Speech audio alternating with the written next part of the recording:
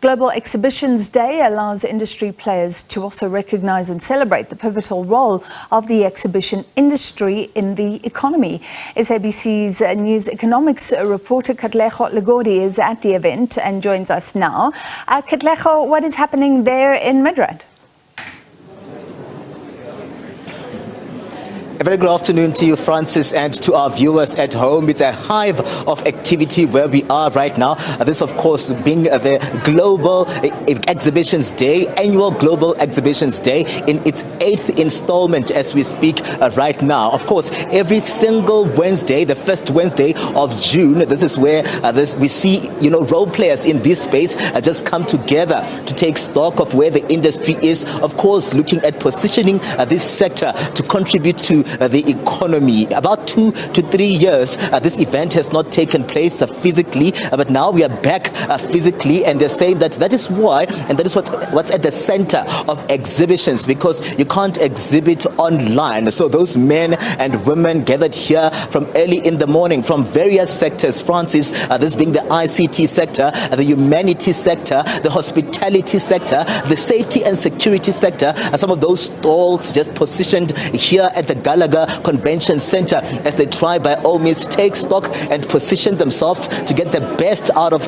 this industry. Of course, this is organized by SA Tourism, working with other entities in this sector, and they've really been discussing some of those issues. We just came out of a panel discussion looking at tapping into the market space globally and positioning the exhibition and tourism sector to get the best out of the global economy. I'm going to ask my colleague Masabata Ralitabo to show you what is happening behind us as we speak right now. We see men and women getting in and out of Hall 3 of the Katlego Convention Center.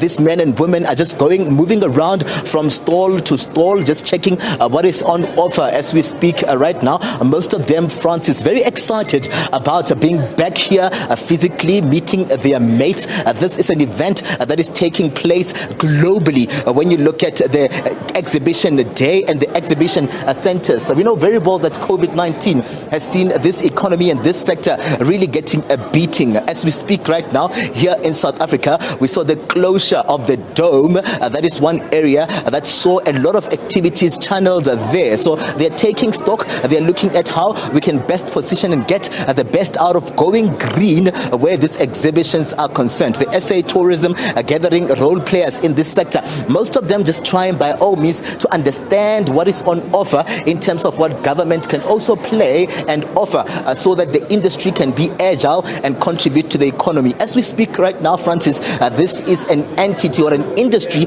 an exhibition industry globally that is worth 72 billion US dollars. So they're looking at getting the best out of that so that the economies on the African continent and globally can get the best out of the tourism and exhibition space. I'm going to bring into the conversation now the chairperson of the Exhibitions and Events Africa, just joining us here to just help us take stock of where we are right now, Mr. Sibusiso, who joins us to just try and help us understand why we find ourselves here and how important is it that we position the exhibition space for the economy. Welcome to the SABC, sir.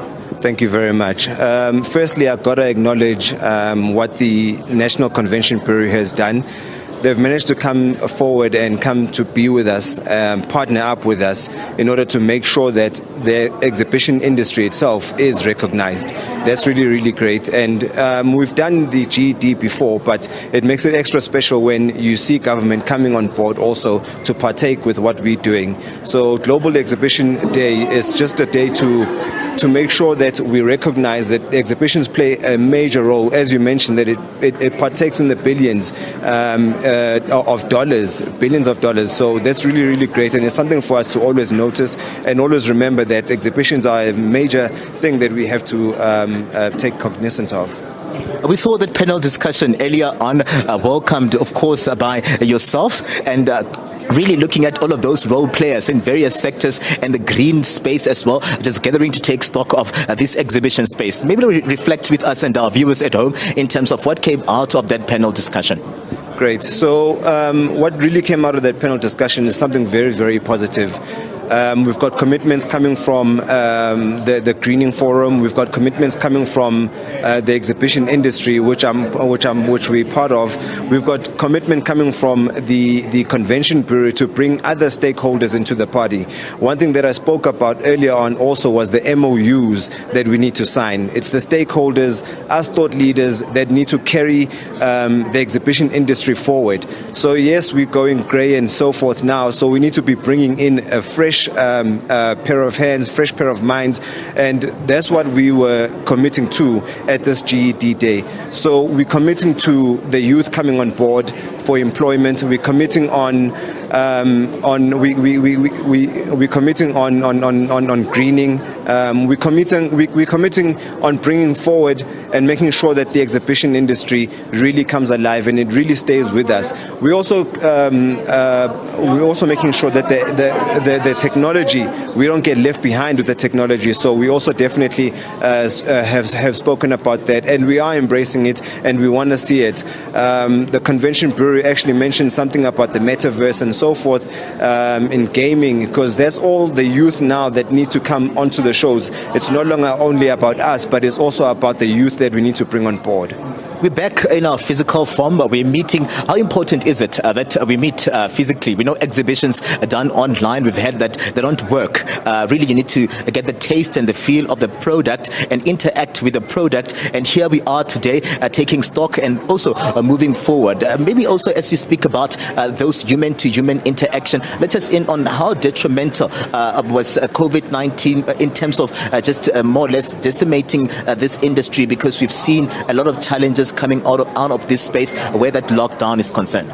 Okay, yeah. So we definitely were saying a joke earlier on with the chairperson of EXO that we've actually conversed and met over Zoom under another body that we sit together on, but we've never met physically.